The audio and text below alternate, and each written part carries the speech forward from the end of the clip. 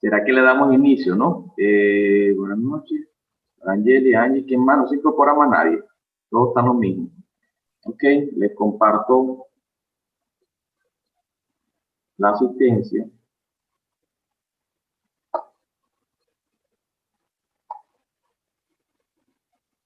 Allí pueden ver entonces que en hoy, fecha de hoy, 16 de octubre, 23 de octubre, tenemos presente en clase a Bravo María Fernanda, Carrera Naomi, Escalona Ivana, González Angie, Méndez Joni, Pérez Francisca. No,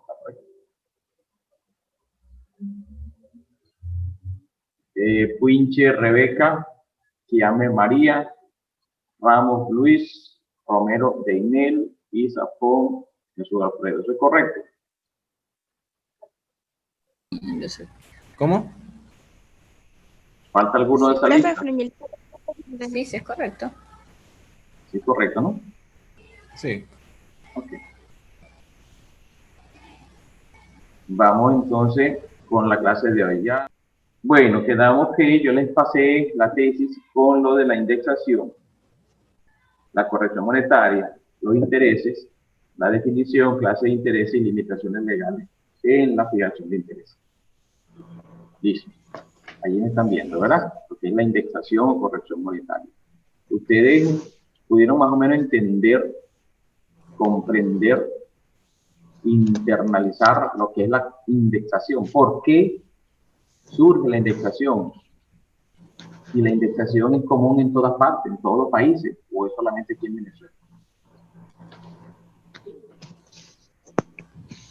Bueno, según lo que yo entendí, aquí en Venezuela aplica esta metodología por la inflación del país, para que las demandas que tengan que ver con valores monetarios no les afecte por el tiempo que transcurre en el proceso, pues, que no se devalúe.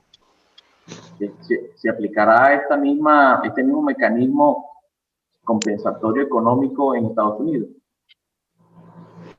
No. ¿Por qué? Porque Estados Unidos posee una estabilidad económica. En Venezuela no hay estabilidad económica, valga la redundancia, porque un día la moneda está en un valor y un mes siguiente lo que podía comprar el día de hoy no lo va a poder comprar en el mes que viene. Es por eso que es necesario pues un ajuste a la moneda, pues un ajuste a los pagos que se hacen a medio de una demanda, de modo que la persona pueda realmente percibir una, no sé, una retribución justa. Si se puede decir que no es que sería así como una retribución, sino como una compensación, ¿verdad? O una actualización, como se llama el nombre. Fíjense que cuando vamos a eso de la indexación, la definición que dice que es un mecanismo consistente en actualizar el valor de ciertas obligaciones de dinero en forma proporcional a los índices de inflación que han impactado durante el tiempo de disputa de dichas obligaciones dinerarias, a los fines de establecer su valor real para el momento del pago. Entonces, es un mecanismo que crea el sistema económico para actualizar, para darle un valor real. ¿Por qué? Porque de repente vendemos algo hoy, sobre todo cuando hacemos transacciones en bolívares. Esto ha venido de alguna manera disminuyéndose o atacándose o evitándose porque la gente hoy día está haciendo negociaciones en dólares. De una vez factura en dólares, de una vez hace el contrato en dólares. Porque el mismo Estado, el mismo gobierno venezolano ha venido flexibilizando eso. Antes no permitía un contrato en dólares, que decía que la moneda que establece nuestra constitución es el bolívar. Y entonces, si se hacía una transacción o un contrato en dólares, no era penado o no era reconocido por el ordenamiento jurídico interno. Con el avance y la presión económica que ha habido, entonces sí se ha permitido de ahora en adelante, de cierto tiempo para acá, transacciones en dólares, contratos en dólares.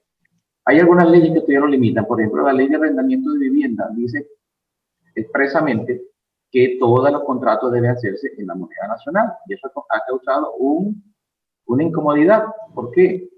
Porque las personas, para proteger sus recursos, han venido haciendo contrataciones verbales o privadas en dólares. ¿Quién alquila hoy día en bolívares? Pues nadie. Yo no sé quién será el demente que haga un alquiler de una oficina, de un local comercial, de una vivienda en bolívares. Porque bueno, en un mes eso le va a valer nada. Entonces están haciendo contrataciones en dólares, contraviniendo la ley. ¿Entiendes? Por eso es que cuando estudiamos, por eso es que cuando nosotros vemos en Introducción al Derecho, lo que se llama el derecho ineficaz, porque son aquellas leyes que son existentes, pero que el pueblo, derecho ineficaz. Acuérdense que el derecho ineficaz, saben que existe derecho positivo, derecho vigente, derecho derogado. Y cuando hablamos del derecho ineficaz, son aquellas normas que se encuentran vigentes, pero que nadie las cumple, nadie les para. Y en este caso tenemos una ineficacia en eso de las contrataciones en bolívares. ¿Por qué? La inflación no lo permite. En este caso, nace la indexación por aquella imposibilidad que había de hacer negociaciones en dólares, de hacerlo en bolívares. Cuando se hacen en bolívares, entonces, si hacemos una venta de una mercancía o lo que sea en fecha actual y entra en mora el deudor o el deudor no paga a tiempo, cuando el acreedor intenta cobrar su derecho, entonces resulta que eso ha perdido valor y ya lo que termina cobrando es una cantidad irrisoria. No sé si a ustedes les habrá pasado, recuerdan, cuando se le vendía a PDVSA. Ahorita creo que casi nadie hace negocio con PDVSA, pero cuando había aquellas contratistas que negociaban con PDVSA, a PDVSA le proveían cantidades enormes. Para aquel momento los contratistas supermillonarios, a PDVSA en sus contrataciones, en sus obras. Pero resulta que PDVSA empezó a insolventarse, pasaba meses y meses y meses, a veces 1 año, 2 años. Incluso ahorita, actualmente, hay contratistas que tienen 3 y 4 años, 5 años sin cobrarle a PDVSA, dan el dinero por perdido, pero cantidades que en aquel momento eran como para comprar 100 carros y actualmente no da para comprar uno.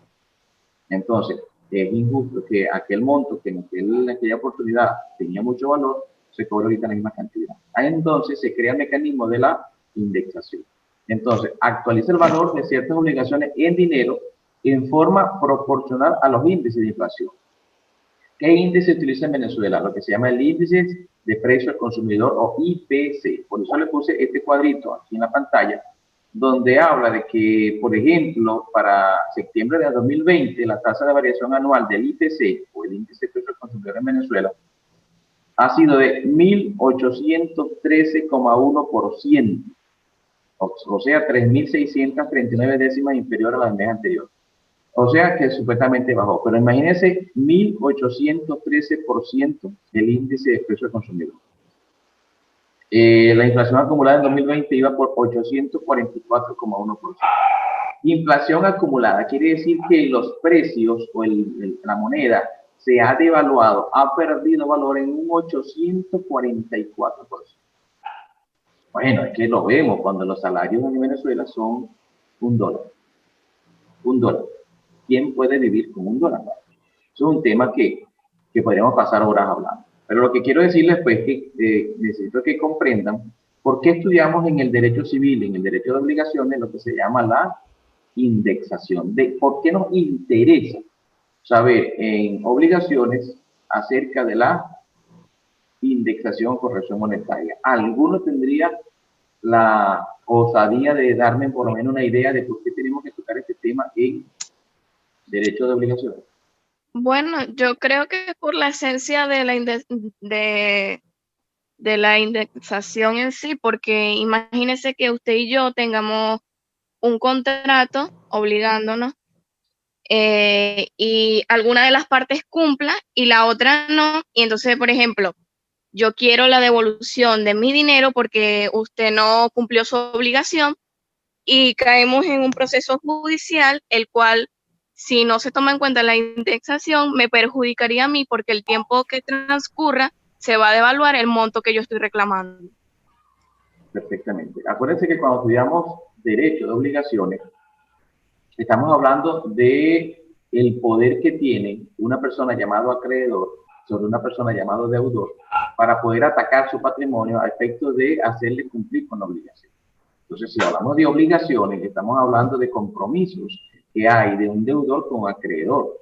Y mal podríamos nosotros desconocer un elemento tan importante porque se trata de que un acreedor va a atacar el patrimonio de alguien para que cumpla con su obligación. Pero, ¿qué haría un acreedor atacando el patrimonio de alguien con una obligación que en un momento era de un bolívar y dentro de 5 años le va a cobrar el mismo bolívar? No tiene sentido. Entonces, para nosotros es necesario conocer qué es la indexación a los efectos de poder atacarlo a él, pero por un monto actualizado. Ya no sería por un bolívar, sería por 100 bolívares, por decir algo, al momento de atacarlo. Y por eso tenemos que conocer este mecanismo para invocarlo, para utilizarlo en el momento que nos convenga utilizarlo. ¿Verdad lo que lo entiende? Profe, ¿sí? Como el ajuste por inflación es materia de contabilidad, nosotros no tenemos que aprender cómo hacer eso, ¿cierto? Ah, perfecto. Muy buena pregunta, Alejandra. No, Iván. ¿Ah? Ivagna. A Iván. ¿Qué te parece la voz de Alejandra? Alejandra no está bien por ahí, ¿verdad? No. Sí, claro. Ve, Iván, no necesariamente tenemos nosotros que conocer de esa área, porque cada profesional se dedica a su área en específico. ¿Qué es lo que hacemos nosotros como abogados? Nosotros ya conocemos que existe la figura, pero no somos técnicos para poder calcularla, ¿verdad? Yo a veces he buscado vamos a decir, la fórmula, porque existe una fórmula de cálculo y lo he hecho, pero de una forma básica. Y no soy un técnico o un experto autorizado para certificar ese cálculo. ¿Qué es lo que se hace regularmente? Se nombra un experto.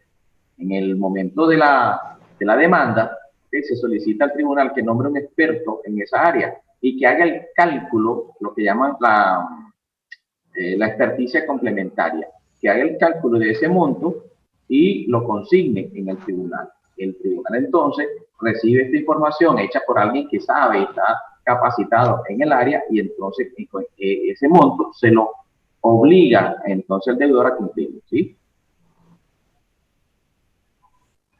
Ok. ¿Sí? Ok. Aquí Naomi se sale y se... Bueno, estudiado esto, vamos entonces con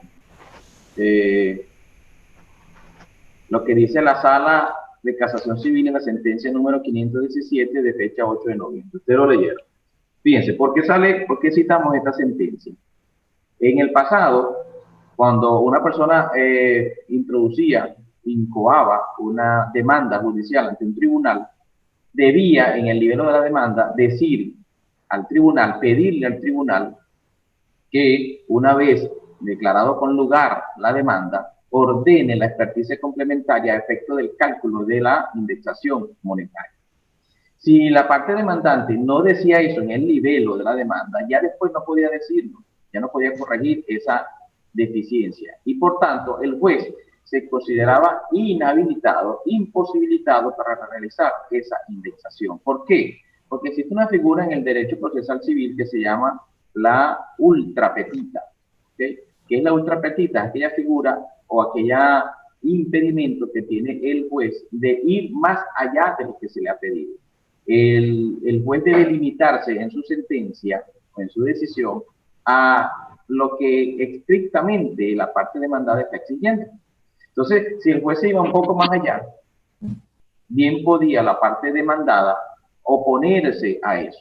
Entonces, si el demandante no exigía en el libelo que una vez declarada con lugar la sentencia, el juez ordenará la experticia complementaria con la correspondiente ajuste monetario, entonces el demandado quedaba, si se puede decir que perjudicado, afectado económicamente porque ya no podía cobrar eso. ¿Y qué le iban a pagar? La cantidad que él demandó, que era una cantidad irrisoria. Bueno, esto causaba de alguna manera una incomodidad tremenda con los accionantes en las causas judiciales, porque entonces ellos debían de alguna manera decir, ¿tenía la corrección o no tenía la corrección? Si por casualidad se les olvidaba o no tomaban en cuenta, entonces, bueno, quedaban, como dicen, fregados a cobrar una cantidad de irrisoria. Bueno, esto fue avanzando, el tiempo fue transcurriendo, ¿y qué pasó? El Poder Judicial se fue dando cuenta de que era, si se puede decir, una injusticia, tomando en cuenta de que para nadie ignoraba, para nadie era un secreto la inflación tan grande que estaba ocurriendo en el país. Entonces, ¿qué pasó? Salió esta sentencia de fecha 8 de noviembre que dice de manera textual que de ahora en adelante y a partir de la publicación del presente fallo, esta sala de casación civil y los demás jueces de la República, al momento de dictar sentencia, deben ordenar de oficio. ¿Qué es de oficio? Cuando es de oficio, quiere decir que no hay necesidad de pedírselo. El mismo juez, en aplicación del imperio de la ley y del poder que tiene otorgado por la República, ordena, sin que nadie se lo pida, la indexación del monto de lo condenado, independientemente de que haya sido solicitado o no en juicio. Esto es un avance, ¿verdad?, que de alguna manera protege entonces la economía y los derechos del accionario. ¿Desde qué fecha comienza? Desde la fecha de admisión de la demanda hasta la fecha en que quede definitivamente firme la sentencia que condene el pago. O sea, independientemente del tiempo que dure el juicio, ese tiempo va a ser siendo tomado en cuenta para la indexación. Para de esta forma mitigar el efecto inflacionario que genera en la población la guerra económica. Bueno, por supuesto, se utilizó esto de la guerra económica. Y así el juez puede ordenar la entrega del dinero de valor equivalente al numéricamente expresado. Por lo que la condena no es a pagar una suma idéntica a la exigida, sino la de pagar una cantidad equivalente al valor de la suma exigida originalmente a la fecha del pago, que tenga el mismo valor adquisitivo y que represente el mismo valor de la cantidad de dinero objeto del litigio a su comienzo, y que en consecuencia sea suficiente para satisfacer una creencia a adquirir un bien en las mismas condiciones que se podía en años anteriores, sin que la pérdida del valor adquisitivo de la moneda le impida realizar la misma operación comercial. Entonces, fíjense ustedes, ¿no? Como les estaba comentando, la idea de la indexación es que esa persona, si en el momento de introducir la demanda podía comprar un carro que costaba $3,000, 5 años después pueda también comprar un carro que cueste $3,000. Y no que cuando introdujo la demanda podía comprar un carro de $3,000 y cuando sale la demanda, cuando sale la decisión, lo que puede comprar es una bicicleta. Bueno, entonces, ¿qué sucede? Es por eso que quise señalarles esta sentencia a efecto de que pudieran conocer ya en el momento cuando a ustedes les corresponda ejercer una acción judicial o cuando les corresponda asesorar a un cliente, un familiar, un amigo, a quien sea. Entonces, si alguien le pregunta en relación a cuánto debe cobrar una persona que ejerce una acción de una deuda de hace 3 años atrás, usted le dirá, tienes que solicitar la indexación monetaria o puedes acogerte la sentencia 517 de la Sala de Casación Civil de fecha 8 de noviembre para que el tribunal de oficio ordene la realización de la corrección monetaria a efecto de actualizar el valor de la moneda. ¿Qué más tenemos aquí? Vamos a hablar acerca de los intereses. Ya me entendieron lo que es la indexación, ¿cierto? Sí. Perfecto. Ese tema no es tan profundo y fíjense que en el programa lo que tienen allí es, lo que preguntan es indexación o corrección monetaria, definición. Listo, ya hemos definido esto. Vámonos ahora con los intereses. ¿Qué son los intereses en sí? Ya nosotros en abstracto la mayoría conocemos qué es un interés, pero desde el punto de vista definitorio o definición, vamos a decir que es la cantidad de cosas fungibles que debe el deudor a su acreedor como retribución. Es como que yo pague por usar algo, precio o remuneración por la cesión, utilización o disfrute de bienes de capital. Es como que tú me prestas a mí un objeto, me prestas tu carro, vamos a decirlo así, o no es que me lo prestas, me lo alquilas. Me alquilas tu carro, me alquilas tu casa. Yo tengo que pagar una retribución por el uso que me están permitiendo de esa cosa. ¿Entiendes? Entonces, el interés viene siendo como ese pago que yo hago por el uso, por el beneficio que yo estoy teniendo de esa cosa. Ahora que me dice cantidad de cosas fungibles. ¿Qué es una cosa fungible? Bueno, vamos a hacer un pequeño repaso cuando estudiamos bienes y derechos reales. Allá leíamos qué es la clasificación de las cosas. Y por la capacidad de sustitución tenemos que hay cosas fungibles y cosas infungibles. ¿Qué es una cosa fungible? Quise ponerle el concepto aquí de manera pequeña. Aquellas cosas cuyas características individuales no son tomadas en cuenta desde el punto de vista jurídico y en tal sentido son intercambiables, sustituibles o subrogables las unas por las otras. En consecuencia, se comprende que lo importante de la cosa fungible son su peso, número, medida. ¿Qué entonces es una cosa fungible? Una cosa fungible es una cosa que no importa la característica individual de la cosa. O sea, si tú me prestas 100 bolívares en un billete de 100, yo no estoy obligado a devolverte el mismo billete de 100 con el mismo serial, el mismo número y las mismas condiciones. Puedo entregarte otro billete de 100 que puede ser más viejo, más nuevo, con otro serial, con un color un poco más envejecido, pero lo que importa es su valor, su número, igual 100. Entonces, cuando decimos cosas fungibles, son aquellas cosas que son intercambiables. Si yo te digo, yo te voy a dar 100 kilos de maíz de primera, yo te voy a devolver 100 kilos de maíz. No te voy a devolver los mismos granitos de maíz que me diste. Entonces, son sustituibles. Por eso habla de la medida. Entonces, en este caso aquí, cuando hablamos de intereses, son cantidad de cosas, o sea, cuando habla aquí cantidad de cosas fungibles, en general habla de dinero. Intereses es dinero que debe el deudor a su acreedor como retribución, precio o remuneración. O sea, yo estoy remunerando, estoy pagando la cesión, utilización o disfrute de esos bienes. En general, entonces, tenemos que el interés es como la utilidad que genera o que gana el acreedor por permitirle un uso al deudor. Vamos a hablar del fundamento legal de los intereses. En el artículo 1529 ustedes leyeron, a falta de convención especial, el comprador debe intereses del precio hasta el día del pago, aun cuando no haya incurrido en mora, si la cosa vendida y entregada genera frutos u otra renta. Esto aquí le puse que es el interés moratorio. A falta de convención especial, regularmente los intereses se establecen o se estipulan bajo convención, bajo convenimiento, bajo acuerdos entre el deudor y el acreedor. Pero aquí dice que a falta de compensación, de convención, el comprador debe intereses del precio hasta el día del pago. Quiere decir que dentro de ese momento en que el deudor recibe el dinero, recibe la cosa que se está dando, desde ese momento él empieza a generar intereses en favor del acreedor.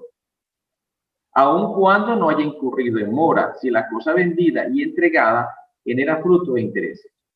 Aquí yo le puse interés compensatorio y por allí una bachiller que me escribió, María Fernanda creo que fue, me preguntó qué era, que no entendía lo que es el interés compensatorio. Cuando hablamos de algunos definen el compensatorio igual como el moratorio. Sin embargo, cuando vemos aquí el interés compensatorio, tiene una pequeña diferencia, porque en este caso, fíjate que dice aún cuando no haya incurrido en mora. ¿Por qué?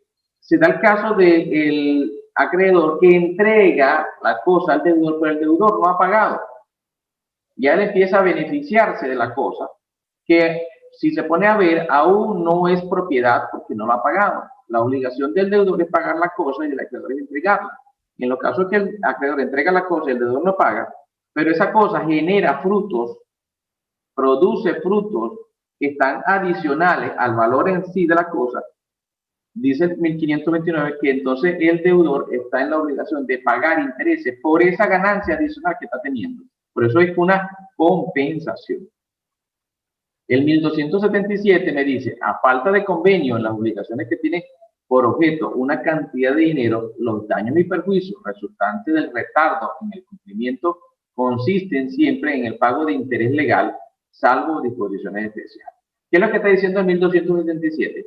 Que los intereses moratorios, ¿verdad?, resultantes en el retardo del cumplimiento, que es la mora, se debe calcular a base del interés legal, o sea, el interés que establece la norma. Quiere decir que en el caso de que no sea convenido un interés convencional y usted ejerce una acción por mora a través del Poder Judicial, a través del Poder Jurisdiccional, la tasa de interés que va a aplicar el tribunal va a ser el interés legal, el interés que establece la ley. ¿Y cuál es el interés legal? Ya lo vamos a ver ahorita. El 1745 nos dice, se permite estipular intereses por el préstamo de dinero, frutos u otras cosas muebles. Son el legislador aprueba que solamente se deben pagar intereses por préstamo de dinero, frutos u otras cosas muebles. Ahora, aquí sí en 1746 me establece entonces cuáles son los tipos de intereses que establece la ley. La ley establece solamente dos tipos de intereses, el legal y el convencional. La doctrina establece otro, pero lo que establece la ley específicamente es el interés legal y el convencional. ¿Cuál es el interés legal? Dice aquí, el interés legal es el 3% anual. Bueno, ustedes me dirán, eso es nada, pero bueno, es lo que establece la ley desde que se hizo el Código Civil. 3% anual. ¿Por qué se llama legal? Porque es el que lo dice taxativamente la ley. Y el interés convencional no tiene más límite que los que fueran designados por la ley especial. Si hay alguna ley especial, por ejemplo, la ley de arrendamiento de vivienda, la ley de bancos o cualquier otra ley que establezca un monto máximo de una ley, bueno, ahí se aplicará ese. Si no establece un monto máximo, será el convenido por las partes. Salvo que, no limitado por la ley, como lo estoy diciendo, exceda en una mitad al que se probare haber sido interés corriente al tiempo de la convención, caso en el cual será reducido por el juez o dicho interés corriente si lo solicita el pedido. Entonces, en general tenemos el legal, que es el que establece la ley al 3%, el convencional es que ha convenido las partes si no existe una norma que de alguna manera lo limite. El 1747 dice, si se han pagado intereses, aunque no se haya estipulado, no pueden repetirse ni imputarse al capital. Siempre los intereses van a ser la retribución. El capital es otra cosa. El capital es lo que se debe. Es el monto exacto de la deuda, de la obligación. El interés es la retribución o utilidad que tiene en este caso el acreedor por el uso que da de ese capital. Clase de intereses. Teníamos lo que dijimos anteriormente, el contenido de la legislación. ¿Cuáles son? El interés legal y el interés convencional. Lo acabamos de leer en el artículo 1746. El legal es su fuente directa en la ley y el convencional es el que acuerdan las partes. Ahora tenemos el contenido de la doctrina. Tenemos interés moratorio o resarcitorio. ¿Por qué es moratorio? Bueno, es aquello que está pagando el deudor para resarcir la mora o el excedente de tiempo en que ha incurrido en el cumplimiento de su obligación. Tenemos el interés retributivo, que es el préstamo de dinero. El interés retributivo es el que se acuerda por el uso del capital o el uso de la cosa. Automáticamente, le llamamos anteriormente, que el deudor comienza a generar intereses desde el mismo momento que recibe el dinero o que recibe la cosa. Desde el mismo momento que recibe, empieza a generar un interés. Si yo te presto a ti en este momento $5,000, desde el mismo momento que te estoy entregando los $5,000, yo estoy generando ya un interés a mi favor y tú estás generando el pago de un interés. Pasado 30 días, que es lo que normalmente se estipula, bueno, tú tienes que pagar un interés por el uso que hiciste de ese capital en esos 30 días. Ese es el retributivo. Tenemos el interés compensatorio. ¿Por qué? Es el que establecíamos cuando hablamos del 1529. Cuando se da una cosa vendida y entregada, produce frutos u otra renta. Algunos lo llaman también moratorio, pero ya dijimos más o menos la diferencia que hay entre el moratorio y el compensatorio. Yo les agregué aquí lo que dice el artículo 1529. A falta de convención especial, el comprador debe intereses del precio hasta el día del pago. Esto está claro. Aun cuando no haya incurrido en mora. Si la cosa vendida y entregada produce frutos u otra renta. Fíjate que me está poniendo la condición. Si la cosa vendida y entregada, pero aún no pagada, produce frutos o renta. Entonces, les pongo aquí, puede ocurrir que tenga lugar la entrega de la cosa vendida antes de que se verifique el pago por el comprador, en cuyo caso, el tiempo que medie entre la entrega de la cosa y el pago del precio, el comprador deberá los intereses correspondientes por la suma a que el precio asciende. Entonces, se dan los casos en cuando se entrega la cosa, pero el deudor no ha pagado y esa cosa produce frutos, ¿verdad? Y intereses, ¿verdad? Entonces, ¿qué pasa? En función de ese fruto que produce, el deudor tendrá que pagar un interés compensatorio, compensar el valor que hubo, ¿verdad? Entre el momento por la suma a que el precio ascienda. Ajá. Él recibió la cosa, no pagó. Pasó un tiempo y resulta que en ese tiempo la cosa ahora cuesta más. Él deberá pagar un interés por esa diferencia que se produjo. Por eso se llama compensatorio. Ahora, el interés compensatorio no es muy común. El más común es el interés legal, el interés convencional, el interés moratorio. Básicamente yo siempre me enfoco en esos tres intereses. Decreto sobre represión de usura. ¿Por qué hablamos de la represión de usura? ¿Por qué cita el programa el decreto sobre represión de usura? El decreto de la represión de usura lo citamos es porque existen muchas personas, ustedes me dirán sí o no, que se dedican al préstamo de dinero, a la especulación que llaman. Se aprovechan de las necesidades de los demás. Y hay personas que entonces, en el pasado, porque ahorita casi nadie presta dinero, pero hay personas que prestaban dinero por las necesidades que se presentaban a otras personas y le aplicaban unas tasas de interés gigantes. Hasta hace poco, alguien prestaba dinero y cobraban algunos el 10% semanal, otros el 10% mensual, otros el 20% mensual, cuando la tasa regular de interés legal en el país era el 12% anual y personas cobraban el 10% mensual. ¿Cuánto cobraban anual? 120% de interés por el uso del dinero. En función de esto aparece el decreto sobre represión de usura. ¿Qué es la usura? La usura es ese comportamiento, ese acto que realiza alguien de aprovecharse de la necesidad de otro y de alguna manera sustraerle cantidades inmensas de dinero. Es un usurero. La ley sobre precio justo establece como delito la usura. Y en este caso, el decreto sobre represión de usura sanciona este hecho del parte del acreedor. ¿Qué dice el artículo 1?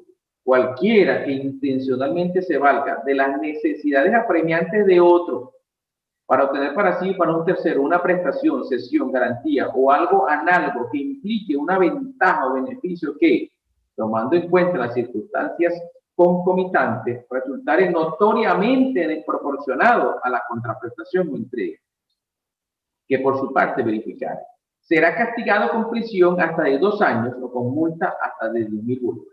Bueno, eso de la multa está un poco ya fuera de foco, pero por lo menos la prisión de 2 años es ejemplarizante. Sin perjuicio de la limitación que establece el Código Civil en su artículo número 1746, se considera constitutivo de delito de usura el préstamo de dinero en el cual se estipule o de alguna manera se obtenga un interés que exceda el 1% mensual. Fíjense, le estaba diciendo, el interés legal regular en ese momento era el 12% anual. Entonces, cuando aquí establecen que el interés que exceda del 1% mensual, cuando le estoy diciendo que había prestamistas que cobraban el 10% mensual, estaban excediendo en 9 puntos el decreto sobre represión de usura. Entonces, ¿qué pasa? En todos los casos que ustedes vean que hay una desproporción a lo que establece la norma en cuanto al cobro de un interés o el cobro de ganancias o utilidades por el préstamo de dinero, entonces usted va a estar en presencia de lo que se llama la usura y usted entonces podrá oponerse al pago de esa cantidad por cuanto va en contra de lo que establece la norma en función del decreto de represión de usura. Te hará oposición a esa acción que ejerce en este caso el acreedor invocando el decreto sobre represión de usura. Bueno, esto que está aquí se acabó. En general, eso es lo que tocaba relacionado con lo que se llama indexación, corrección monetaria, intereses, clase de intereses, limitaciones legales en la aplicación de intereses y el decreto sobre represión de usura. Con esto pues, tema 1, tema 2 cubierto y ustedes están preparadísimos para presentar una evaluación sencilla, cómoda, fácil, en el que estoy seguro que no se van a copiar, no lo van a hacer en pareja como están 2 jóvenes por allí, para que no se copien las respuestas. Porque, bueno, la idea es que seamos honestos, de que aprendamos derecho y que después no tengamos que andar amorochados para poder asesorar a un cliente, porque no aprendimos el tema. ¿Verdad que sí? Profesor, cuando era la pregunta del 1% anual, creo que se refería a más bien a si era un salario total o a qué se refería en cuanto a la deuda o a qué en general. 1% anual del capital. Estamos hablando de El capital. capital del deudor. Claro, o sea, estamos hablando de préstamo, de dinero, de obligación, ¿entiendes? Por ejemplo, yo te vendo a ti una casa y la casa cuesta $25.000. Bueno, va a generar ese interés de los $25.000, de la cantidad, ¿entiendes? Del monto de la obligación.